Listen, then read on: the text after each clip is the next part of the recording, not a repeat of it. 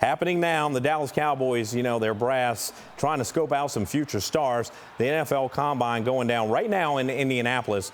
Mike McCarthy, it's his world. He no longer has Kellen Moore as the offensive coordinator.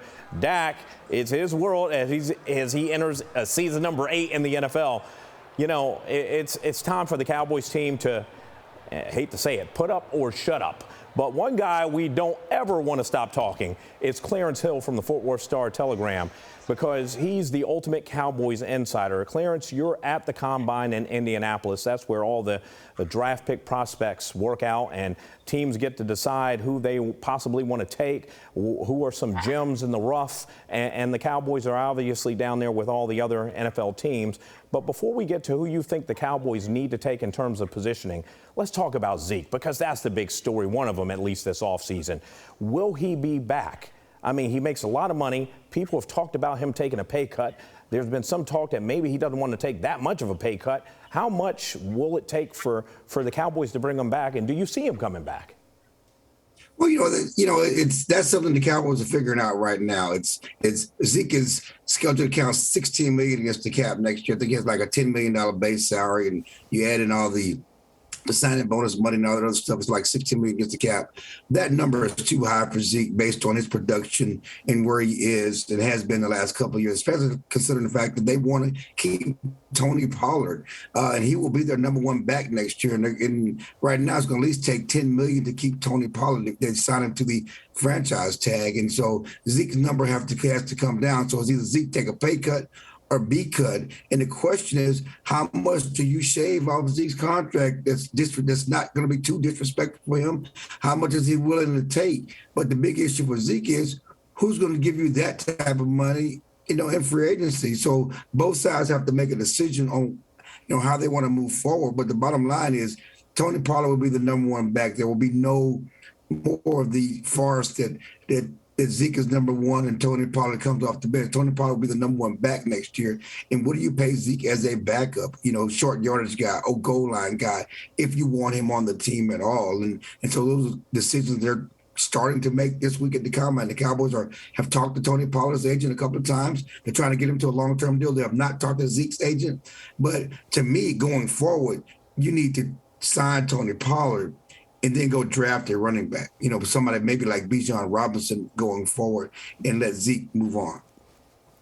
Hard to believe Zeke at this point, once the NFL's rushing leader, is now referred to as a short yardage back, and they absolutely have to keep Tony Pollard, all those big plays he provides to that offense. So obviously that's going to be something that a lot of people are paying attention to. The guy who came into the NFL with Zeke in 2016, Dak Prescott entering year number 8. They keep talking about this extension. Explain it to us, Clarence, in the fact that a lot of people are saying, wait a minute, didn't he just get all that big money a few years ago? Why would you sign him to an extension when the Cowboys can't even get to the NFC title game? Explain what's going on there.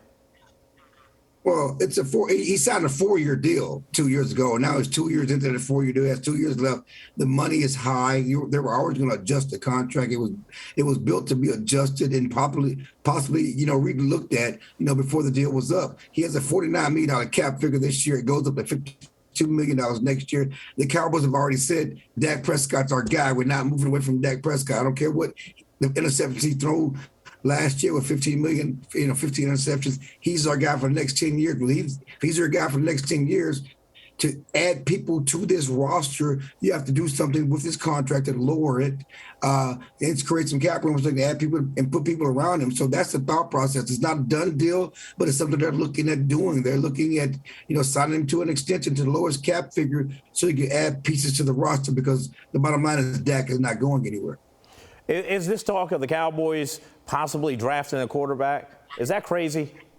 It's crazy. I mean, in the sense that it's crazy that they're looking to draft a quarterback to replace Dak Prescott. That's not happening. That's internet fodder. That's people making up stuff who are really not paying attention to what's going on. Certainly, Jerry and the coaches have talked about always wanting to draft a guy, developmental guy late in the draft so they can have one. There's a chance that Cooper Rush may not be back. He did so well as a free agent, playing for Dak Prescott last year. The teams, may outbid the Cowboys for his services. So they need to have someone on the come to be Dak Prescott's backup, and somebody that can trust to win games, if Dak Prescott does get hurt. But they're not looking to draft a quarterback to replace Dak Prescott. That's not true. That's a lie. That's drama. Mike McCarthy now, I guess, calling plays with offensive coordinator Kellen Moore, taking his talents to the Chargers. I mean, he says he's excited for this new role that he's going to have. Are you excited to see Mike McCarthy calling plays? He's excited because he gets to coach again. He gets to do something. Doesn't have just to be a walk-around head coach, which is what he was the past 3 years. He gets to call plays and be involved, and it's his offense again. Am I excited? Well, were the people in Green Bay excited when they let him go when he was calling plays? You know, all that remains to be seen. But certainly they feel something needs to be done. They feel they've gone as far as they can go with not Jason Garrett, but Kellen Moore in his offense, which really an extension of the Jason Garrett offense. They're ready to take the next step, and to take that next step, they feel change must be made, and they need a new ear, a new voice in Dak Prescott's ear. They need a new scheme. He's going to do some of the West Coast principles that he did in Green Bay, and do some things to help protect Dak Prescott and change some of the running schemes that help open more holes for Zeke, if he's still there, or Tony Pollard. But they feel they need to make some changes with the offense to take the next step and possibly get to the Super Bowl, which they haven't gotten done since 1995. And again, Mike McCarthy's won 12 games the past 2 years, but he may be coaching for his job next year, and he's going to do it his way. Last question, Clarence. Where does Jerry Jones stand? I mean, because we know how much he says he has to have that next Super Bowl title. But nobody watching last year's playoffs thinks the Cowboys are knocking on the doorstep. At least I don't. I don't know about you. But where does Jerry Jones stand? Well, I mean, the Cowboys are close. To say that they're not close is saying that they weren't competing or competitive with San Francisco and the Philadelphia Eagles in the NFC. They do need to make some improvements to take the next step, but they're not far off. I mean, they're still a playoff game team. As Stephen Jones told us, they won 12 games each of the past 2 years. That's as many as any team in the league, save for the Kansas City Chiefs. Of course, the difference with the Chiefs is they won Super Bowls. They've done it in the playoffs. The Cowboys have not done it in the playoffs.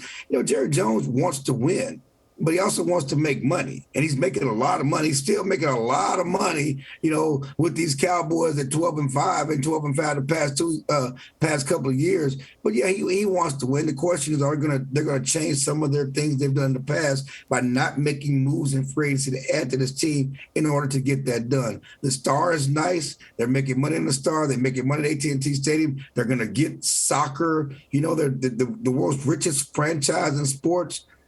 But as my mama told me a long time ago, you can't serve two masters. You can't try to make the most money than try to win. At some point, winning has to be the primary focus, not making money. The most valuable franchise in the world of sports. It would be valuable for a lot of people in DFW for the Cowboys to finally break through after going back to the 90s for the last time they did so. Clarence Hill, thanks for checking in from Indianapolis, site of the NFL Combine. Thank you so much for what you do and all your insight, and be safe coming back to DFW, man.